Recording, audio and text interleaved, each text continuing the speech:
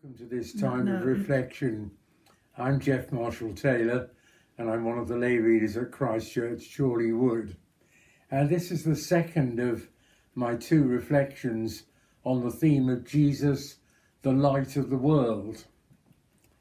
4 years ago, almost to the day, a drama unfolded in all the international news bulletins about a group of Thai boys who were trapped in a cave system. There were 12 boys, members of the same football team in Thailand, and their coach, their football coach. They had had a very successful time as a football team, and the coach decided it would be good to celebrate. Not only that, but one of the boys had a birthday on this particular day when the football tournament ended. So they all got on their bikes and they cycled up to the hills. And in the hills was a cave system that was very celebrated. And they decided they would go and have a picnic in the caves. The caves, when they went in, were beautiful. They're full of stalactites and stalagmites. But then there were lots of passageways that went off from the main cave. So the boys decided, with their coach, to explore one of these, or several of them, and they set off. And they crawled and they walked and they kept going for over 2 miles. They reached a sort of raised, rocky part of a larger cave where they decided they'd sit down and have their picnic. Well, that was fine, and most of them had mobile phones and they could see what they were doing. But then something happened that they just hadn't predicted.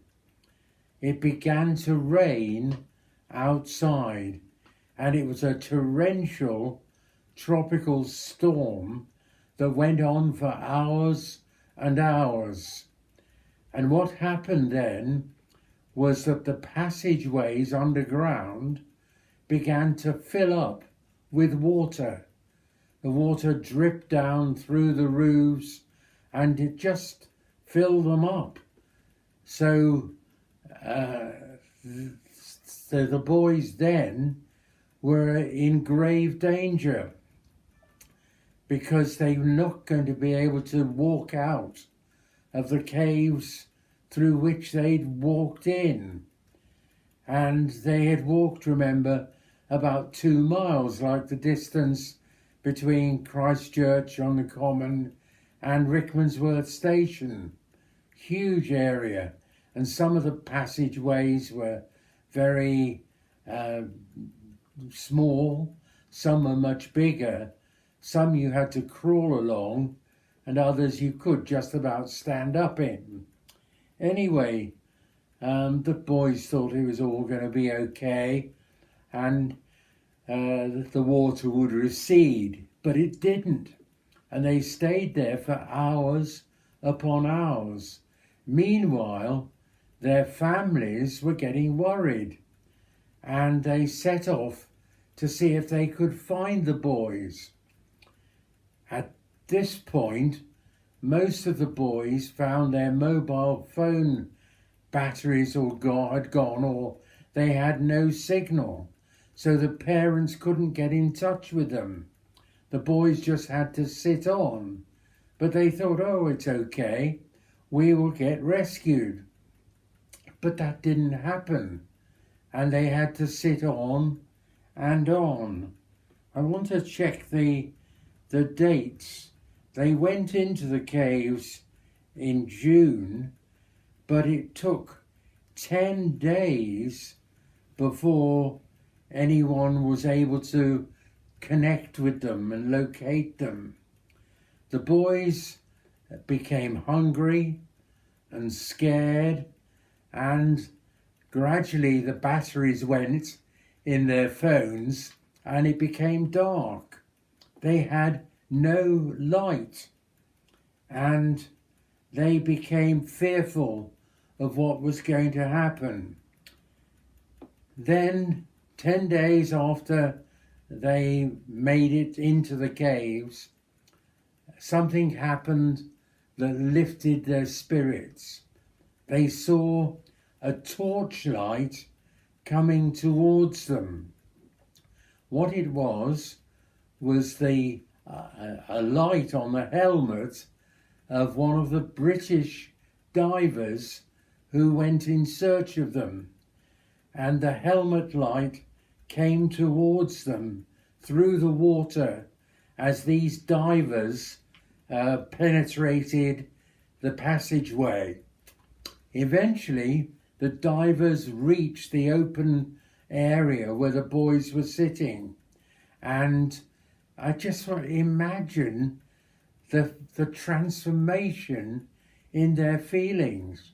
And some of the boys spoke of it later, that as they saw this light coming towards them, their fears turned to hope, and their confusion into joy, the joy of possibilities, of rescue, of seeing their parents again.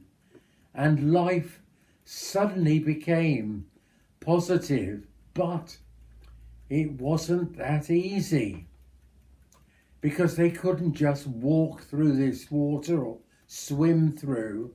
What had to happen was that the divers had to bring in wetsuits for the boys, plus breathing masks.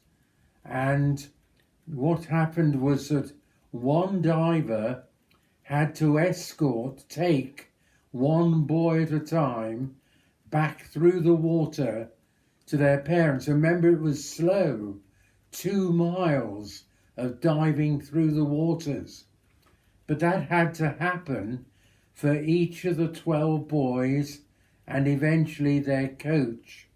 But happen it did. And on the 10th of July, 18 days after they first went in, they were all taken out to the joy of their waiting parents. The light on the divers' helmets gave them a sense of hope and of possibility, of life being new and being transformed again. And that sort of transformation is something that Christians experience when they experience the light of Jesus in their lives.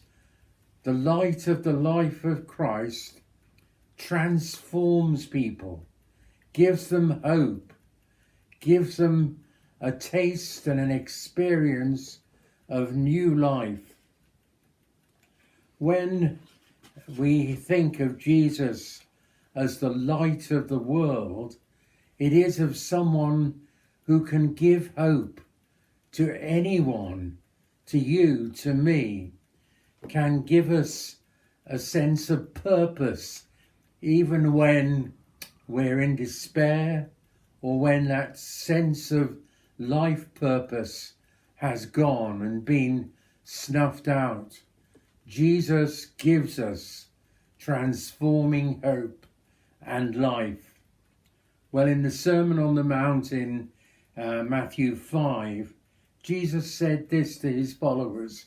I'll read it to you. You are the light of the world.